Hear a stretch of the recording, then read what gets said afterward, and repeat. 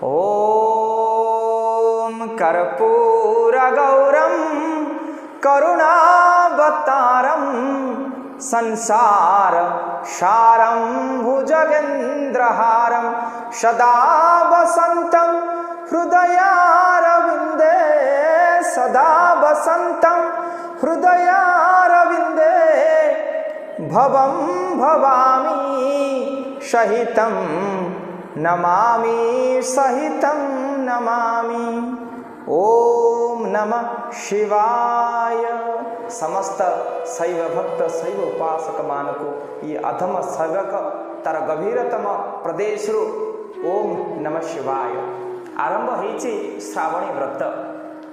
समस्त शैव उपासक माने समस्त शिव भक्त शंकर भक्त माने एबे श्रावणी व्रत बा बोलबम पाई समग्र विश्व व्यग्र थांती, किंतु ये कोविड-19 प्रभाव रे आज समस्ते गृहबंदी। आज मु आपन को शिव महात्मा विषय सम्यक आलोकपात करी आपण समस्त को आरंभ शेष पर्यंत शुणा निवेदन। जड़े गुह्यक बोली जड़े शबर थिले। गुह्यक शबर कार्य कौन होची ना सब से निजे व्याध है सब शिकार करे, जीव जंतु मान को मारे, आओ बहुत खराब कार्य लिप्त थाए। मद्यपान करे, सुरापान करे, चोरी करे, सब चोरी करे, आउ कौन ना मद्यपान करे। तार प्रमुख कार्य होचे जेहेतु से जाति रे शबर थिला, शिकार करिबा तार प्रमुख कार्य अटे। तो जीव जंतु मान को मारी तार मांस को भक्षण करिबा से शबरर कार्य थिला। जेहेतु से निजको एक खराब निंदनीय कार्य नियोजित करुला, तेणुकरी से पापर भुक्तभोगी हो जाइथिला। ता विवेक कार्य ही करुनथिला। तो दिने गुह्यक नामक शबर जंगल भितर को प्रवेश करिला पशु शिकार करने पाई। तो तार सबुदिने से पशु मान को शिकार करे, मारिक जो मांस निए से मांस निजर परिवार प्रतिपोषण करे, समस्त ताको आहार करती। तेणुक तार प्रवृत्ति राक्षस प्रवृत्ति हो जाइथिला। दिनकर कथा सकाळु आसीची, स्त्री को कही आसीची तमे अपेक्षार थाओ, मु जंगल को जाउची, जदि किए जीवजंतु मिलिबे मु ताहार शिकार करि सारी आपणक पाखरे आनी पहुंचाइबी। तो स्त्री मध्य अपेक्षार अछि। तो दिन सरीबा पई बसिला किंतु शिकार मिलिला नहीं। सेमती उपास रे जंगल भितर घुरी बुलु थाए पशु पक्षी को अन्वेषण रे शबर संध्या हैला, रातिर प्रथम पहर कहला आज दिन सारा सिना मत कौन से पशु पक्षी मिलिले नहीं, किंतु रातिर प्रथम प्रहर रे निश्चय कहीं ना कहीं गोटे जीव किंबा जंतु जलाशय को पानी पीवा पई आसीबे।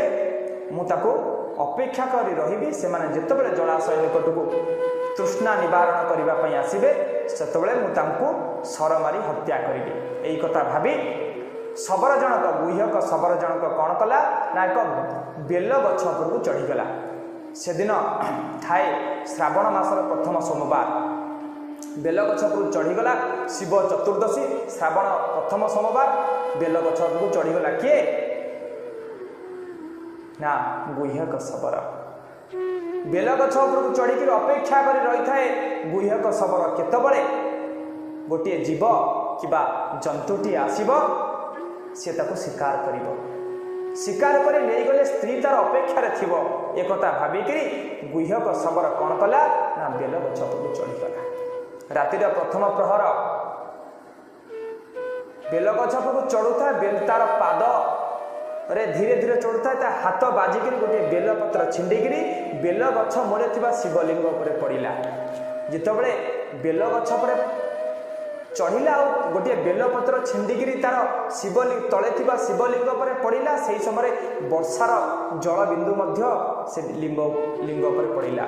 शिव चतुर्दशी श्रावण प्रथम सोमवार शिव पूजा तार से प्रथम पूजा हो गला। रातिर प्रथम प्रहर पूजा तार हो गला। तापरे गुह्यक शबर कौन कला अपेक्षार थाए रातिर प्रथम प्रहरे प्रथमे गोटे हरिण आसी पहुँचीगला। गोटे हरिण आसी जितेबाला पहुँचीगला जलाशय निकटरे सेठू गुह्यक सेवर कौन कला ना धनुरे सर जोखी मारे चेष्टा कला। हठात पत्रर शब्दरे जितेबाला मृग जनक अनेई देला कि शबर ताको मारिया उद्यत होछि से कहला हे शबर गुह्यक तुम्हें मत छाड़ी दियो। शबर कहला मु तुमको छाड़बी कारण तुम्हें मोर शिकार मु तुमको जब छाड़देवी मो स्त्री साढ़े उपास अपेक्षार अच्छी मु तुमको मारिक नेले मो स्त्री रोसई कर। मृग कहला देख व्याध देख शबर मोर मध्य गोटे स्त्री अच्छी दुईटा पिला अच्छा मु त्रिबार सत्य करी कहूँ तुम्हें मते किंचित समय पाई छाड़ मु मो स्त्री पाखक जीवी आ मो दुई पुत्र को मोर कन्या को पुत्र को मो स्त्री पाखे अर्पण करी आसबि आ तुम्हें से मोर शिकार कर एक त्रिबार सत्य करी कहूँ। जेहेतु प्रथम प्रहर शिव पूजा हो जाइए बेलपत्र पानी सहित शिवलिंग पर पड़ी से समय ता मन टे दया भाव जागृत हो कहार ना गुह्यक शबर कहूँ हौ मु तुम पर विश्वास कर तुमको छाड़ी दूची। यही समय सत्य करी चली जाइए मृग जनक। मृग गला मृग आर पटे जाइए आर मार्ग दे अन्य एक मार्ग मृगी आसिक मृग को खोजी खोजी से जलाशय निकट में पहुँची। देखो विधिर विधान गोटे पटे स्वामी जाऊँगी आर पटे स्त्री आउची मृत्यु पाखक मृत्यु पाखे आसिक मृत्युर जलाशय निकट में जलपान कला पुणी गुह्यक नाम शबर पुणी धनुषर काढ़ी पुणी जो धनुषर रातिर द्वितीय प्रहर काढ़ी पुणी से धनुषर बाजिकी पुणी एक वर्षा जल सहित एक शिवपुत्र से पुणी शिवलिंग पर पहुँची आउ कि तार पाप क्षय हो जाए। समय मृगुई जिते जलाशय जलपान कर हठात पत्रर शब्द शुणी खड़खड़ को अनै तार नजर पड़ जाइए गुह्यक शबर उपरे से निवेदन कर हे व्याध मु तुमको निवेदन जोड़ हस्त निवेदन रखुची तुम्हें मत छाड़ी दियो। गुह्यक शबर कहे मुझे तुमको केमी छाड़ी मु छाड़े मो प्राणी मैंने मरीजे मो परिवार मरीज मुझे तुमको केमी छाड़ी ना मुझे तुमको छाड़िया कहूनी मत किंचित समय पाई मत छाड़तु मोर मध्य गोटे कन्या अच्छी मोर मध्य गोटे पुत्र अच्छी मोर स्वामी पाखे मुझे जिमा दे आपण पाखक आसबि मु त्रिबार सत्य करी कहूँ यही कथार जेहेतु किसी पाप क्षय हो जाए शिवपत्र पानी पड़क गुह्यक शबर राजी हो मृगुणी की छाड़ी देती मृगुणी कहूँ मुझे जाऊँगी मो स्वामी पाखे मोर गोटे कन्या और पुत्र को जिमा दे मुझे पहुँचबी। यही समय मृगी चली जाइए मृगी जो चली जाइए अन्य एक मार्ग जलाशय निकट में मृग और मृगीकर पुत्र आसी पहुँची जाइए तृष्णा निवारण करने तृष्णा निवारण करू करू पुणी गुह्यक शबर जो धनुषर तीर को जोखिची यही समय पुणी एक बेलपत्र और वर्षा जल रातिर तृतीय प्रहर शिवलिंग पर पड़ जाइए। देखो विधिर विधान गोटे पटे मृत्यु निकट बाप जाऊँगी माँ जाऊँगी पुत्र आसी पहुँचुची पुत्र बेलपत्र शब्द शुणिक देखी व्याध मत मारे आसूची से अनुरोध कर हे व्याध गोटे शैशव शिशु को मारी आप पाप करूँ ना।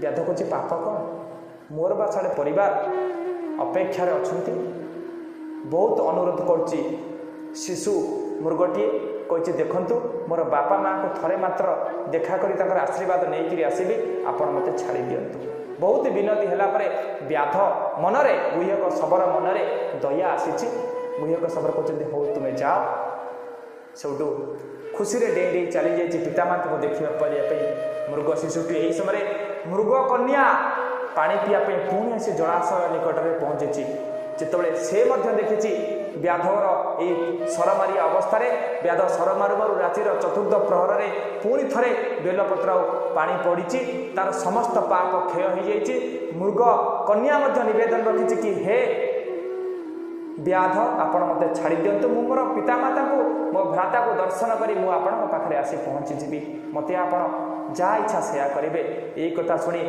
बापा मामा पिता माता कन्या पुत्र समस्ते घर को फेरी जाइए। प्रथमे मृगुणी सहित मृगर देखाई दुई जन कथबार्ता होती सी कहूँ मु जलाशय निकट को आसती ये कहूँ मु जलाशय निकट को अच्छी ये कहूँ पुत्र मान दायित्व तुमर सी कहूँ पुत्र कन्यार दायित्व तुमर। दुई जन कांदी कहते देख आम समस्ते मृत्यु निकट में पहुँची गले सब से शंकर भगवान को इच्छा से यदि चाहिए रखिए यही समय कन्या आउ मृग शिशु दुई जन जाकि पहुँची जाइए परिवार मध्य बापा माँ पिला झील पुत्र समस्त एकाथरे गोटे परिवार देखाई समस्त कथोपकथन जना पड़ी जे समस्ते से गोटे जलाशय निकट को जाइंट आ समस्ते मृग पाखे सत्य कर फेरिले तुम इच्छा तुम्हें जहाँ कर आम त्रिवार सत्य कर आसचु समस्ते कहते प्रथम बापा कही मृग निजे कही तुम्हें मान मु जाऊँगी मृग माँ कही तुम्हें मान मु जाऊँगी मृग पुत्र कहे तुम्हें मैंने रुह मु जाऊँगी मृगर कन्या कहे तुम्हें मैंने रुह मु जाइए आमे कहीं सत्य भांगी पारू ना आमे जब सत्य द्रोही हो नरक आमको जगह मिल नहीं सत्य को देखो जीव मैंने जब सत्य कर आज मनीष समाज प्रथा तेणुक से सत्य अनुगामी हो सपरिवार मृग मृगी शिशु कन्या समस्ते आसी जिते जलाशय निकट में पहुँची जाइए दया आसी गुहक शबर भितर कहते जीव भितर दया आसी जीव जो जीव जदि सत्य को रक्षा करी आसी मो निकट में पहुँची पार्टी मृत्यु को स्वागत करी मु गोटे मनीष ही मोर जो विवेक अच्छी मु गोटे मनीष मोर विवेक अच्छी विवेकहीना पशु भी सामना मुझे आज विवेकहीन हो पशु सहित सामान हो कारण शिव मुंडरे रातिर चतुर्थ प्रहर में जिते बेलपत्र पानी दे सारी से गुहक शबर समस्त पाप क्षय हो जाए बोल शिव भगवान की जय शंकर भगवान की जय देखंतु ये शिव भक्तिर महिमा तेणुक कहते तुलसी ना रामायण तुलसीदास जी विवेकहीना पशु भी समाना विवेकहीन हो गला मनीष पशु भली आचरण करे किंतु गुहक शबर कहे मुझे आज आ पशु हो पारे समस्त पाखे विनम्रतार सहित कही हे मृग परिवार आपण पाखे मु विनम्रतार सहित निवेदन रखुची आपण मैंने चली जातु मु आपण को मारी आ पाप करें जीवन सारा तो बहुत पाप मुझे आज सबु से शंकर भगवान को दयारु मुझे पाप मुक्त होगा जाऊँगी तेणुक यही समय शिव निजे आसी शिव से आसी पहुँची गोटे सन्यासी वेश शंकर भगवान कहते हे गुह्यक ये जो तो भितर जो विवेक जागृत होमी तू जाचु रात्रि प्रथम प्रहर तू जो बेलपत्र पानी टेकक मो पर पड़ा रातिर द्वितीय प्रहर तृतीय प्रहर चतुर्थ प्रहर तू दिन सारा उपवास रहिलु आउ मो पर बेलपत्र पानी तू हाथ हस्तरू पड़ा से तो भितर थिबा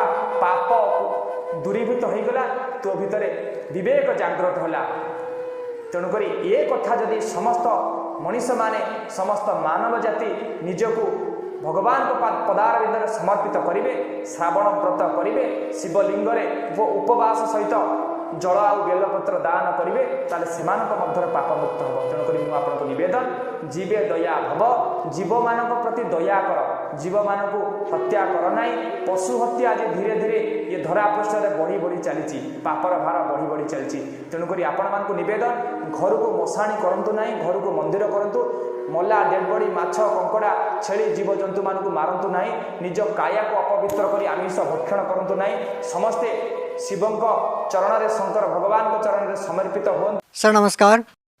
हाँ बोलिए सर। क्या नाम है जी आपका? मेरा वर्तमान जो नाम है राजेश मदनलाल भावसार और इसके पहले मुझे रस सिद्ध योगीराज राजेश अद्वैत इस नाम से लोग जानते थे। सर आपकी क्या कहानी है? आज आप कैमरे के सामने आए हैं अपनी कहानी को लेकर के। बड़े बड़े साइंटिस्ट आपसे मिल चुके हैं, बड़े बड़े सिद्ध लोग आपसे मिल चुके हैं, लाखों की तादाद में अभी भी जो आज के जो साधु संत जिनको लोग मानते हैं, आज के जो साधु संत हैं वो आपसे मुखातिब होने के लिए मिलने के लिए आतुर रहते हैं। सर आपकी क्या कहानी है, क्या बताना चाहेंगे आप? मैं लोगों को ये बताना चाहता हूँ मेरे पास जो कई प्रकार की सिद्धियाँ थी। इससे पहले मैंने एक किताब लिखी है देह सिद्धि स्वर्ण सिद्धि और रस सिद्धि नाम की किताब लिखी है मैंने। क्या सर आप इसको कैमरे में दिखा सकते हैं? ये मेरी किताब है देह सिद्धि स्वर्ण सिद्धि और रस सिद्धि नाम की जो किताब है इसको मैंने लिखी है और ये मेरा आखिरी में ये फ़ोटो भी है। इसको ये जगत विख्यात रस सिद्ध योगीराज राजेश अद्वैत, ये नाम से लोग मुझे पहचानते थे। इसके आप ये फोटो देख सकते हैं। इसके पहले मेरी किस प्रकार की दाढ़ी थी। लोग मुझे मेरे चरण स्पर्श करके, ये पंडित लोग मेरे से आज जो लेके जाते थे वो मैं रहस्य आपके सामने खोल रहा हूँ। आप एक देख सकते हैं कि ये जो मेरे हाथ में जो चीज़ है ये संसार की अत्यंत दुर्लभ वस्तु मानी जाती थी। इसको शास्त्रों में और पुराणों में कहा है कि मृदुहा कोटिगुणम फल प्राप्ति स्वर्णलिंगा, स्वर्णात् कोटिगुणम फल प्राप्ति बाणलिंगा, बाणात् कोटिगुणम फल प्राप्ति नर्मदेश्वर लिंगा और नर्मदेश्वरात् कोटिगुणम फल प्राप्ति पारदेश्वर लिंगा। इसके आगे ये भी कहा है कि रसात् परतरम लिंग न भूतो न भविष्यति। इसका तात्पर्य ये कि सारा संसार आज जो शिवलिंग की पूजा कर रहा है, जिसको ये बताया जाता है कि मिट्टी से जो बना शिवलिंग होता है उससे करोड़ों गुना पुण्य फल प्राप्ति सोने के शिवलिंग के पूजन से प्राप्त होती है। इस श्लोक का अर्थ बता रहा हूँ मैं आपको। और सोने से करोड़ों गुना पुण्य फल प्राप्ति, जो दूसरे ग्रह से जो उल्का आती है उसका जो पत्थर, उस पत्थर से जो लिंग बनाया जाता है उससे करोड़ों गुना पुण्य फल प्राप्ति होती है। और उससे भी करोड़ों गुना पुण्य फल प्राप्ति जो नर्मदा नदी में निसर्गता तैयार हुआ मिलता है उससे प्राप्ति होती है। और उससे भी करोड़ों गुना पुण्य फल प्राप्ति ये जो पारे से बना हुआ संसार का अत्यंत दुर्लभ पारद शिवलिंग, ये जो आपको दिखा रहा हूं, इससे प्राप्त होती। इसको कहा है शास्त्रों में कि रसात् परतरम लिंग न भूतो न भविष्यति। ये पारे का शिवलिंग है, आप देख सकते हैं। सर इसकी महत्वता क्या है? आपने जो ये बनाया है शिवलिंग, सर इसकी महत्वता क्या है? पारा मतलब कौन सी धातु है, मतलब क्या है इसकी कहानी? सर मैं आपको दिखाता हूँ पारा, एक मिनट में। ये जो आप देख रहे हैं सर कि ये जो है ना, ये इसको मर्क्यूरी बोला जाता है और ये हाथ में नहीं उठाया जाता है। इसको जो है भगवान शिव का वीर्य कहा है। ये जो देख रहे हैं आप, ये जो बिजली के समान तेजस्वी अत्यंत दैदीप्यमान जो पदार्थ देख रहे हैं, इसको भगवान शिव का वीर्य बताया है। और ये संसार का अत्यंत दुर्लभ वस्तु और पूर्ण पृथ्वी तल पर एक जीवित धातु माना जाता है इसको। और वैज्ञानिक दृष्टिकोण से भी इसको अलाइव मेटल कहा गया है। इसमें सभी धातुओं को समाने की क्षमता है इसमें। और इससे बना ये शिवलिंग है जो आज संसार का अत्यंत दुर्लभ माना जाता है। मगर जिस दिन से मैंने संत रामपाल जी महाराज की किताब पढ़ी, उसमें दिया है कि अंध श्रद्धा भक्ति खतरा ये जान, ये जो किताब पढ़ी उसमें पारस या अनेक शिवलिंग के बारे में जो बताया है कि मैं भी इस प्रकार का पहले जानता था कि ये ब्रह्मा और माया का मिलन है, इस प्रकार मैं समझता था। यानी हम लोग पूजा किस चीज़ की कर रहे हैं और क्या चीज़ की पूजा करना चाहिए, इस प्रकार का ज्ञान संत रामपाल जी महाराज की किताब पढ़ने से मिला। और मैं इसके माध्यम से अमर बनने की ख्वाहिश लेके बैठा था कि मैं अमर बन जाऊं, क्योंकि ये विज्ञान में आगे चल के इस प्रकार का भी समावेश किया गया है कि इससे व्यक्ति अमर बनता है। मगर ये बात तब मुझे गलत लगी कि मुझे ही डायबिटीज़ हो गया और मैं मलाई, घी, चावल ये खाने में असमर्थ था। तब मुझे आहत निकली मेरे अंदर से कि हे परमात्मा, तुम जहाँ भी कहीं बैठे हो तो मेरी अंदर की आवाज़ सुनो आप। सर ये जो पदार्थ आपके पास है, सर इस पदार्थ से तो कोई भी शिवलिंग बना सकता है, इसमें बड़ी बात क्या है? नहीं सर, ये इसको जो है ना, ये आम व्यक्ति नहीं बना सकता। इस प्रकार का और भी एक मैं शिवलिंग बनाया करता था जिसको भूखा पारसमणि कहा जाता है। नहीं, जो आपके पास ये जो पदार्थ है, ये जो लिक्विड पदार्थ है, इसको गर्म करके या ठंडा करके या किसी क्रिया के द्वारा इसको ठोस नहीं बनाया जा सकता? नहीं सर, ये जो है इसको 662 डिग्री पर आप हीट देंगे तो ये इवापोरेट हो जाता है, कपूर के जैसा उड़ जाता है। इसको गर्म करने से भी आप बांध नहीं सकते। संसार की ऐसी कोई चीज़ नहीं है। रावण के संहिता में बताया गया है कि ये तंत्र की आखिरी क्रिया मानी जाती है। भारत को जड़ी बूटियों के माध्यम से और तंत्र के माध्यम से बांध देना और इसको ये सुवर्ण खाने में सक्षम है, ऐसे बना देना। सर आपने कहा कि ये स्वर्ण खाने में सक्षम है, सर इस बात का क्या मतलब निकाले? ये जो इस प्रकार का जो लिंग बनता है तो इसको आप स्वर्ण अगर ये इसको टच करते हैं तो ये स्वर्ण अपने आप में खा जाता है। इस प्रकार का भी एक शिवलिंग बनता है। और ये जो शिवलिंग है इसको आप अगर स्वर्ण स्पर्श करेंगे तो ये अपने आप में वाइट बना देता है। सोने को अगर इसे टच करेंगे तो वाइट बन जाएगा। हाँ जी सर, कौन विश्वास करेगा सर इस बात पे? आप देख सकते हैं, लाइए आप कोई चीज़ है तो। सर इससे पहले हम आपसे ये जानना चाहेंगे, ये जो सोना आपके हाथ में है ये वाइट हो जाएगा, मतलब ये सोना नहीं रहेगा? हाँ जी। इसके घिसने से सोना नहीं रहेगा ये? नहीं, इसके अंदर जो गुण है, ये गुण इस अपने गुण ये दूसरे में उतार देता है और इसको भी वाइट कर देता है सोने को। आप देख सकते हैं, ये मैं इसको स्पर्श करा रहा हूँ और आप देख सकते हैं इसको कि ये देखो, ये देखिए आपके सामने ही मैं बता रहा हूँ। आप दूसरा कोई भी पेंट इसको लगा सकते हैं, ये सोने को नहीं पकड़ता है, क्योंकि सोना जो चीज़ है वो अपने आप में अलग होता है। इसका मतलब तो ये हुआ कि जैसे पारस पत्थर होता है जो लोहे को सोना बना देता है, तो इसने सोने को लोहा बना दिया एक किस्म से।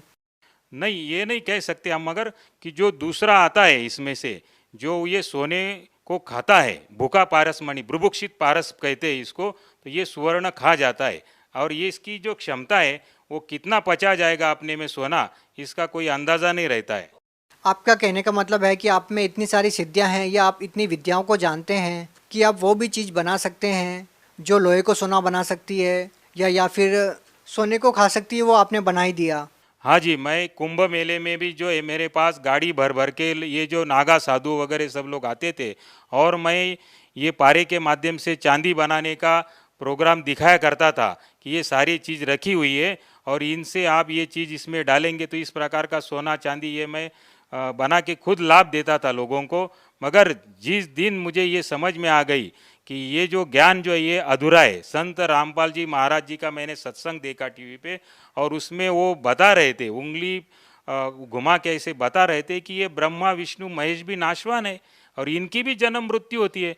तो मुझे मेरी पैर के नीचे की ज़मीन खिसक गई कि ये जिसको मैं अमरता का अपने खुद अमर होने के लिए मैं इनकी पूजा लेके बैठा था, और इनसे मिलने वाले लाभ को तो क्षणिक लाभ बोला है। तो ये शब्द मैं सुनकर बहुत ही परेशान हो गया मैं कि ये बात कुछ बिगड़ रही है, ये मेरे समझ में आ गया। और तब मैंने वो ध्यान से सब सत्संग सुना, और सत्संग में उन्होंने बताया कि भगवती पुराण पाठ नंबर 123 पे उन्होंने बताया कि ये ब्रह्मा विष्णु महेश इनकी भी जन्म मृत्यु होती है।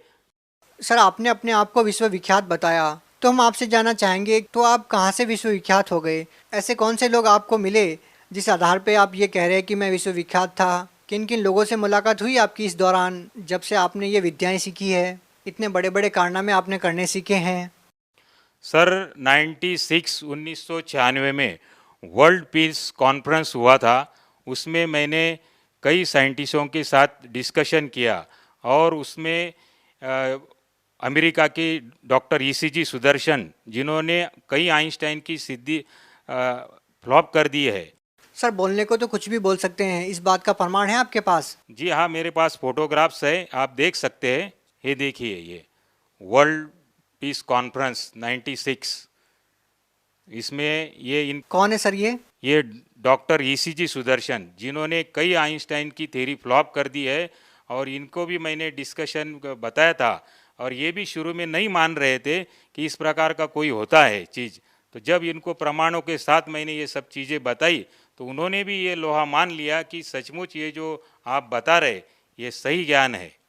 इसके अलावा किन लोगों से आपकी मुलाकात हुई जिसके आधार पर हम ये मान सकें कि वास्तव में आप एक ऐसे महत्वपूर्ण व्यक्ति हैं जिस व्यक्ति पर विश्व के विख्यात लोगों ने भरोसा किया, या आपसे मुलाकात करने के लिए वो लोग आतुर रहे, कि आपने एक ऐसी बड़ी खोज की है, या फिर जड़ी बूटियों के माध्यम से आपने एक ऐसा यंत्र बनाया है जिसको लोग सपने में भी नहीं सोच सकते कि ऐसा हो सकता है? सर जैसे आप देख रही है, हाई कमिश्नर ऑफ टांजानिया, इस प्रकार के कई जो दलाई लामा वगैरह, इन सब लोग। दलाई लामा से भी आपकी मुलाकात हुई है? हाँ जी, वर्ल्ड कॉन्फ्रेंस में आए थे, उन लोगों से भी डिस्कशन हुआ मेरा। और जो ये किताब में बता रहा था उनको कि इस जो ज्ञान के ऊपर चर्चा कर रहा था, जैसे वो लोग नाथ संप्रदाय को सिद्ध मानते थे और उसमें क्या लिखी बात है वो उनको समझ में नहीं आती थी। उनको मैंने कहा कि मेरे पास ऐसा ऐसा ज्ञान मैं हिमालय में रह के सीख के आया हूँ, मैं 8 साल मैंने हिमालय में रहा हूँ और कई प्रकार का ज्ञान हस्तगत किया है, मगर उनको ये भरोसा नहीं होता था कि हमने पहले ही ज्ञानेश्वरी पढ़ रखी है, पीएचडी कर रखी है, आप क्या नया बताएंगे। तो मैंने उनको एक श्लोक बोला, तोरस मोरस गंधक पारा, जिन वीचे दीजे नाम सहारा, नाग मार नागिन को दे, गोरख कहे खप्पर भरी कंचन ले। इस दोहे का आप ट्रांसलेट करके बताइए तो मैं आपको मान लूँगा कि आपने पीएचडी की है। तो उनको वो बता नहीं सके, क्योंकि ये जो पूरी रासायनिक क्रिया है और केमिकली क्रिया है कि इसके माध्यम से, पारे के माध्यम से सोना बनाया जा सकता है। शॉर्टकट में इसके सारे रहस्यों को जब मैंने खोला तब उनकी बात समझ में आई, क्योंकि आखिरी में स्पष्ट रूप से कहा है कि गोरख कहे खप्पर भरी कंचन लीजिए। कंचन में स्वर्ण, जो मटके का आधा भाग होता है उसको खप्पर बोलते हैं। ओ, इस प्रकार का खप्पर भर के आप कंचन स्वर्ण बना सकते हैं, इस प्रकार की विधि उसमें छिपी थी। मगर इतना होने के बावजूद, ये सब होने के बावजूद भी मैं आपको बता रहा हूँ, समाज को बता रहा हूँ कि इस प्रकार के जो हम लोग शिवलिंग के ऊपर आश्रित हो गए, तो ये अपने आप में ये यूजलेस और इसका कोई मूल्य नहीं है अपने जीवन में, ये आप समझ लीजिए। क्योंकि इससे क्षणिक लाभ प्राप्त होता है, लाभ तो होता है मगर क्षणिक लाभ प्राप्त होता है। और इसकी इतना, जितने ये स्वामी है उतने मनुष्य की एक श्वास की कीमत संत रामपाल जी महाराज ने बताई है कि मानुष जन्म दुर्लभ है, ये मिले न बारंबार, जैसे तरुवर से पत्ता टूट गिरे बहुर न लगता डार। जब ये अपनी कीमत मुझे समझ में आ गई तो मैंने इस यूजलेस इन सब चीज़ों को मैंने छोड़ दिया। आज भी मेरे से लोग संपर्क करते हैं और जब मैं इनके बारे में चर्चा करता हूं तो लोगों की इच्छा होती है सीखने के लिए। मगर मैं सर, जिस चीज़ को आप ये कह रहे हैं कि ये इतना मूल्यवान वस्तु नहीं है जितना संत रामपाल जी महाराज जी ने मूल्यवान वस्तु आपको दी है, लेकिन एक समय था जब शिक्षा मंत्री आपके साथ खड़े होकर के फ़ोटो खिंचवा रहे हैं और आपको विश्वविख्यात मानते हुए आपकी जो साधना है, जो आपने सिद्धियों के द्वारा या जो आपने योग क्रियाओं के माध्यम से जो ये वस्तु आपने बनाई है, उसका महत्व समझते हुए वो शिक्षा मंत्री आपके साथ फ़ोटो खिंचवा रहे हैं, तो कहीं ना कहीं हम ये तो नहीं कह सकते कि ये अंधविश्वास है। जरूर आपने ऐसे किसी चीज़ की खोज की है जो अपने आप में एक महत्वपूर्ण है, लेकिन आज आप ये कह रहे हैं कि इससे भी महत्वपूर्ण चीज़ वो है जो संत रामपाल जी महाराज जी ने आपको दी है। तो क्या आप दर्शकों को ये भी दिखाना चाहेंगे कि शिक्षा मंत्री जी आपके साथ फ़ोटो खिंचवा रहे हैं और उस मुलाकात के क्या मायने निकलते हैं? सर, ये कौन है? ये जी सर अमरीश पटेल जी है, ये शिक्षा मंत्री है और इस प्रकार का जो ज्ञान समेटे हुए मेरे पास कई लोग जो आते थे। सर देखिए, ये तो शिक्षा मंत्री है, लोगों तक शिक्षा पहुंचाने का कार्यभार इनके ऊपर है, ये भी आपके साथ खड़े हैं, तो कहीं ना कहीं ये तो मान सकते हैं हम कि ये अंधविश्वास तो है नहीं, ना ही हम ये कह सकते हैं कि ये आम समाज के लिए यूजलेस चीज़ है।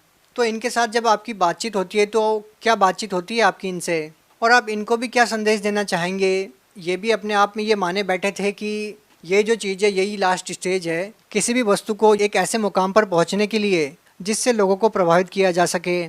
सर, मुझे परमात्मा चाहिए था और इन सब चीज़ों से परमात्मा प्राप्त नहीं हो सकता है, ये मेरे ध्यान में बात आ गई। और जब मैंने ये संत रामपाल जी महाराज का ज्ञान बारकाई से अध्ययन किया, क्योंकि इसके पहले मैं तो सारा कुछ पढ़ चुका था, आयुर्वेद, कर्मकांड, ज्योतिष, मीमांसा, पराविज्ञान, पारद विज्ञान, इस कई प्रकार की सिद्धियों को कर चुका था। ये सब करने के बावजूद मुझे ये तो ज्ञान हो गया था कि संत कौन है, क्योंकि बाकी सारी संत तो जो धन के लालची होते हैं, और मैं इस प्रकार की सिद्धियां उनके सामने दिखाता था तो वो कुछ भी देने के लिए और समर्पित करने के लिए तैयार हो जाते थे। इवन ब्राह्मण लोग भी मेरे पैर छू के वो मेरे से शिवलिंग 1100 रुपये का शिवलिंग आगे 11,000 में बेचते थे। तो इस प्रकार का वो सब लोग करते थे। और ये ज्ञान मुझे प्राप्त होने पर संत रामपाल जी महाराज का जो अद्भुत ज्ञान है, अलौकिक ज्ञान है, इसके आगे कोई नहीं। क्योंकि शास्त्रों में एक वाक्य लिखा है कि गुरु बिन वेद पढ़े जो प्राणी, समझे ना सार रहे अज्ञानी। अगर ये लाइन किसी पे सूट होती है तो केवल वो संत रामपाल जी महाराज है, और इनसे बड़ा कोई गुरु नहीं है। क्योंकि मैंने इस सत्संगों में इनकी जो टीवी के ऊपर जो बात देखी, इनमें जो दमखम है वो किसी गुरु में नहीं है। सर, हम आपसे ये प्रश्न भी नहीं पूछ सकते कि संत रामपाल जी महाराज जी से नाम दीक्षा लेने के बाद आपको लाभ क्या मिले, क्योंकि जिन लाभों को लेकर के हम धर्मगुरुओं के पास जाते हैं, कहने का मतलब है कि धन प्राप्ति के लिए, तो आप लोहे को सोना बना सकते हैं, सोने को लोहा बना सकते हैं, यहाँ तक कि आप सोने को भस्म कर सकते हैं। इतनी सारी चीज़ें आपके पास है, इतनी सारी विद्याओं को आप जानते हैं, तो हम ये तो नहीं कह सकते कि किसी लोभ में या धन प्राप्ति के लिए आप संत रामपाल जी महाराज जी से जुड़े हैं। तो सर आप संत रामपाल जी महाराज जी से जुड़े क्यों हैं? क्योंकि धन की कोई कमी आपके पास नहीं, क्योंकि आपके पास विद्या एक ऐसी है कि लाखों की तादाद में आज भी धर्मगुरु आपसे मिलने के लिए आतुर हैं कि आप उनको ये सिद्धि सिखा दें, वो भी इस सिद्धि के द्वारा धन प्राप्ति कर सकें। तो सर फिर आप क्या कहना चाहेंगे, संत रामपाल जी महाराज जी से जुड़ने के पीछे का क्या कारण है? संत रामपाल जी महाराज का जब मैंने बारकाई से अध्ययन किया तो ये पूरे शास्त्रों के अनुसार सब चीज़ बताते हैं जो हमें पहले समझ में नहीं आती थी। क्यों इन्होंने वो बारकाई से सब बताया है कि गीता अध्याय 7 उसमें 12 से 15 में बताया उन्होंने कि रजोगुण ब्रह्मा जी, सतुगुण विष्णु जी, तमोगुण शिव जी, इनसे मिलने वाले क्षणिक लाभ के ऊपर जो मनुष्य प्राणी इन पे आश्रित है वो मूढ़ है, वो मूर्ख है, वो मनुष्यों में नीच है और वो राक्षस तत्व का जान। इस प्रकार की जो इस गालियाँ ही समझो ये मेरे को अपने आप में बहुत लग गई, और जिसको ये लग जाती है तो वो अपने आप में ये बदल जाता है। तो ये सचमुच मैंने ये सब देखा और मुझे सच में दिखाई दिया कि हम भी पूजन किसका करते हैं, एक योनि और लिंग का, ये कोई बात है? तो ये यूजलेस और बकवास मानी जाती है। ये सर हम वर्तमान की स्थितियों को देखते हैं तो लाखों की तादाद में लोग कावड़ को लेकर आते हैं और करोड़ों की तादाद में शिव भक्ति की जाती है, भारत देश में ही नहीं पूरे वर्ल्ड में। और वो लोग जब कावड़ लेकर आते हैं, गंगा जल लेकर आते हैं और शिवलिंग पर चढ़ाते हैं, लेकिन आप ये कह रहे हैं कि एक ऐसी पवित्र वस्तु से आपने शिव के वीर्य से एक ऐसी वस्तु का निर्माण किया जिसको आपने बताया कि रावण क्रिया योग में उसको सबसे श्रेष्ठ माना गया है, और आप उसको भी ये कह रहे हैं कि ये यूजलेस है। तो आप उन शिव भक्तों को क्या संदेश देना चाहेंगे इसके बारे में? मैं शिव भक्तों को ये बता रहा हूँ कि इसमें ये भी कहा है, लिंग सहस्रस्य यत् फलम सम्यक अर्जनात् तत्फलम कोटि गुणितम रसलिंगार्चनात् भवेत् ब्रह्म हत्या सहस्राणी च गो हत्या शतानी च तत्क्षण द्विलयांति रसलिंगस्य समर्पित। मतलब इससे महान शिवलिंग पूरे संसार में नहीं कोना। आगे तो ये बताया इसका पुण्य लाभ होता है, इससे श्रेष्ठ माना जाता है। और ये शिवलिंग प्राप्त करके, ये विद्या मैं प्राप्त करके भी मैं आप लोगों को बता रहा हूँ कि ये जो ज्ञान है इससे ज़्यादा मनुष्य की एक श्वास की कीमत है। कि कहता हूँ कहीं जात हूँ, कहूँ बजा कर ढोल, श्वास जो खाली जात है ये 3 लोक का मोल। और ये ब्रह्मा विष्णु महेश भी ये 3 लोक के अधिपति है, स्वर्ग पृथ्वी और पाताल के अधिपति है। आप समझो आप किस चीज़ की पूजन कर रहे। हे मानव जगत आप जागो कि ये संत रामपाल जी महाराज जो दिखने में सामान्य से दिखते, ये कोई साधारण व्यक्तित्व नहीं है, ये आए हुए परमात्मा ही है। आप इनको परखो, इनके ज्ञान को समझो। और ऐसी किसी में हिम्मत नहीं है कि जो कहते त्रिदेव की भक्ति उनकी कभी ना होए मुक्ति, ये बताने वाले संत रामपाल जी महाराज ही है। सर एक समय था जब आप घर से निकले तो आपकी इच्छा ये थी कि किसी भी तरह से अमर हुआ जाए, कि एक ऐसी विद्या प्राप्त की जाए, एक ऐसी भक्ति प्राप्त की जाए जिससे मैं अमर हो जाऊं, कभी भी ना मरूं। लेकिन आपके साथ समस्या ये आ जाती है कि आपको डायबिटीज़ हो जाती है और आपको बहुत सारे परहेज़ करने पड़ते हैं, कि आपको वो खाना भी नहीं खाया जाता जो आप खाना चाहते हैं। तो हम आपसे ये जानना चाहेंगे कि एक ऐसे इतने बड़े सिद्ध पुरुष की वो अपनी बीमारी अपनी क्रियाओं से तो ठीक नहीं कर पा रहा था, क्या संत रामपाल जी महाराज जी की शरण में जाने के बाद वो समस्या आपकी ठीक हुई? हाँ जी, जैसे ही मैंने संत रामपाल जी महाराज जी से दीक्षा ली तो मुझे अपने आप में समझ में आया कि मेरे शरीर में कोई परिवर्तन हो रहा है। और इस प्रकार का परिवर्तन हुआ तो धीरे धीरे ये सब चीज़, मैं पहले मलाई खाता नहीं था और चावल नहीं खाता था और दूध भी पीने से मुझे डर लगता था। तो ये जैसे ही मैंने दीक्षा ली तो मेरे अंदर एक प्रचंड परिवर्तन होते गया और आज मैं सभी तरह की चीज़ें खा सकता हूँ, पी सकता हूँ। और यही मेरे लिए बहुत ही आनंद की बात है कि मेरा स्वास्थ्य लाभ हो गया, मैं सुदृढ़ हूँ और किसी प्रकार की आज बीमारी नहीं है मुझे, क्योंकि तन का सुख ये सबसे बड़ा सुख है। तो ये चीज़ का भी ज्ञान संत रामपाल जी महाराज ने ही बताया है, तन दर सुखिया कोई न देखा, जो देखा सो दुखिया हो। तो ये बात सत्य लागू पड़ती है कि समाज को ये ज्ञान न होने के वजह से वो इन चीज़ों के पीछे दौड़ रहा है। सर देखिए, हिंदुस्तानी नहीं दुनिया की आधी आबादी चमत्कार के ऊपर आश्रित रहती है और चमत्कार दिखाने वाले पुरुष को वो भगवान मानने लग जाती है। जो आप सहज में ही लाखों लोगों का प्रतिनिधित्व कर सकते थे, आप लाखों लोगों को भ्रमित कर सकते थे यदि आप चाहते तो। जैसे कि हम उदाहरण ले तो लाखों की तादाद में अभी भी छोटे छोटे जो धर्मगुरु हैं वो लाखों लोगों को भ्रमित किए हुए हैं। ऐसे ही हम एक उदाहरण देखते हैं तो एक साईं बाबा नाम से महाराष्ट्र में एक संत हुए हैं जो करोड़ों लोगों को अपना शिष्य मानते हैं और करोड़ों लोग अपना उनको एक इष्ट देव के रूप में देखा है और सचिन तेंदुलकर, लता मंगेशकर जैसे लोग उनके शिष्य रहे हैं। ऐसे ही चमत्कारिक विधियों के द्वारा उन्होंने लाखों लोगों का प्रतिनिधित्व किया है। तो सर हम आपसे जानना चाहते हैं कि आप उन लोगों के लिए एक माकूल जवाब है जो उन बाबाओं को अपना इष्ट देव मानते हैं और उन बाबाओं के ऊपर आश्रित हो जाते हैं। आप उन लोगों को क्या कहना चाहेंगे जो केवल चमत्कार को ही नमस्कार करते हैं, जो कि आपने चमत्कार को नमस्कार नहीं, आपने भक्ति को तवज्जो दी है और आपने संत रामपाल जी महाराज जी को अपना गुरु बनाया है।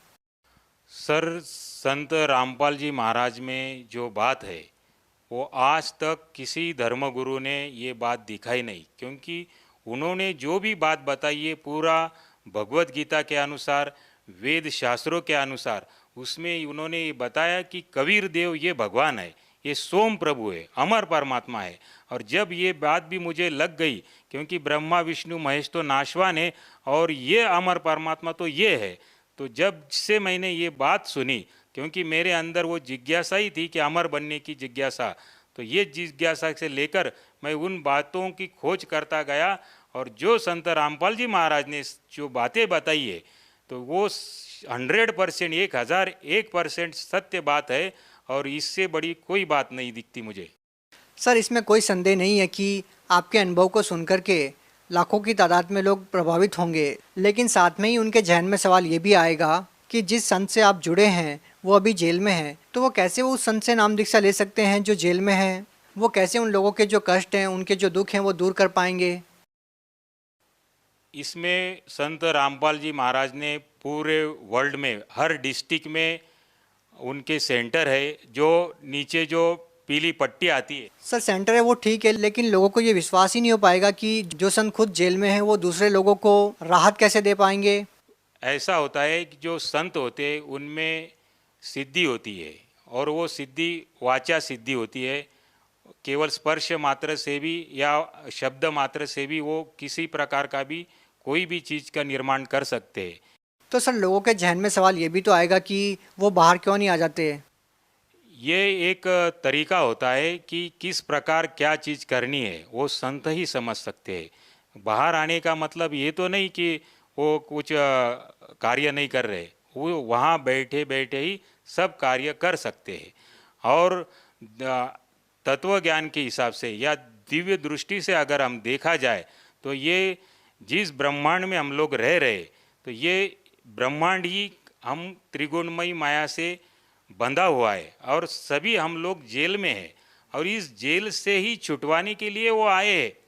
तो जो एक दृष्टि से अगर देखा जाएगा कि इनको जेल में रहते हुए भी जो आस्था इन पे बना लेगा और समझ लेगा, तो वो बूमरैंग करके वो चीज़ आती है तुम्हारे ऊपर और उस बूमरैंग के हिसाब से यहाँ से छूटने के लिए तुम्हें भी मदद मिलती है। सर आपने स्वर्ण भस्म यंत्र का निर्माण किया, आपने क्या आपने इसके अलावा भी कोई ऐसा यंत्र बनाया अपनी सिद्धियों के द्वारा, जो आपकी विद्या थी उनके द्वारा? हाँ जी सर, ये जो आज देख रहे पूरा सभी गुरु इस यंत्र के ऊपर अपना महत्व जमा लेते हैं। इसको महालक्ष्मी यंत्र का श्री यंत्र कहा जाता है और इसमें भी क्या चीज़ छिपी है, इसमें इस महालक्ष्मी के भी यंत्र में हिरण्यवर्णाहरिणी जात वेदो त्वाम लक्ष्मी आवत, तो इसमें भी पारे के माध्यम से सुवर्ण क्रिया करने की विधि छिपाई गई है और वो किसी को न मालूम होने की वजह से लोग इसको घी का दीपक लगाते हैं और इसका पूजन करते हैं। ये यूजलेस है, तो उसमें क्रियाओं को समझ के और उसके अनुसार करने से, और ये सभी चीज़ें जो है तो किसी को वो समझ में नहीं आती है, तो इसलिए गुरु संसार में करना आवश्यक है।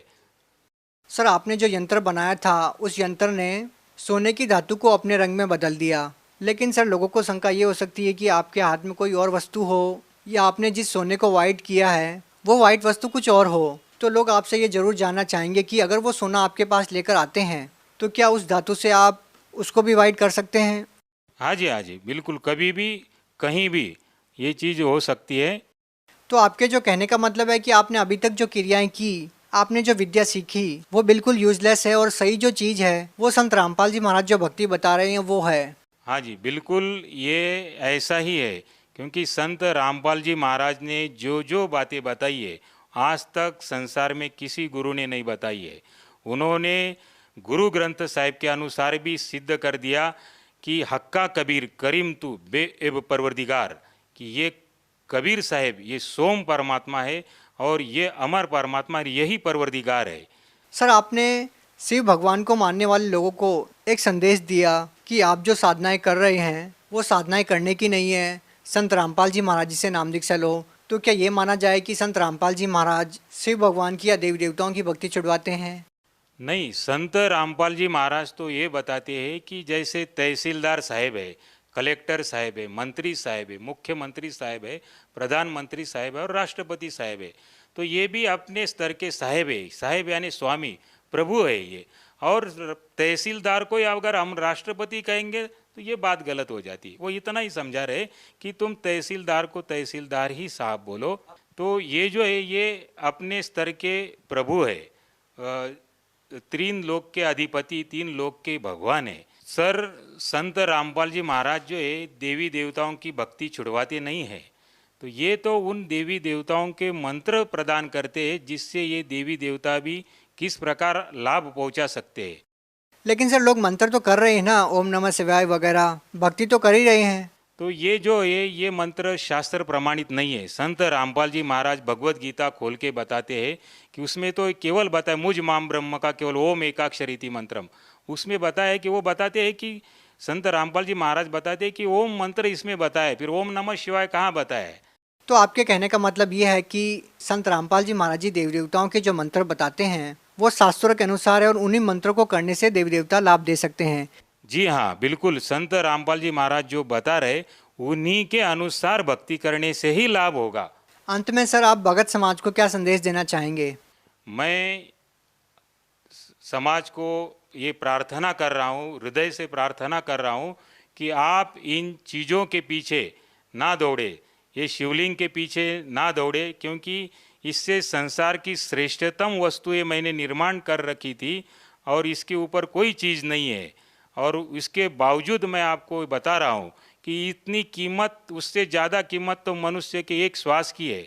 और ये फिजूल में इन चीज़ों के पीछे दौड़ने से अपना अमर शरीर प्राप्त करने के लिए, मोक्ष प्राप्त करने के लिए अगर कोई चीज़ करना चाहते हैं तो केवल संत रामपाल जी महाराज जिनका आप सत्संग देखो, रोज़ साधना टीवी पे 7:30 बजे आता है, आप ये सत्संग को रोज़ देखो और नीचे जो पीली पट्टी आती है उसके ऊपर नंबर डायल करके आप वहाँ पे संदेशा भेजो।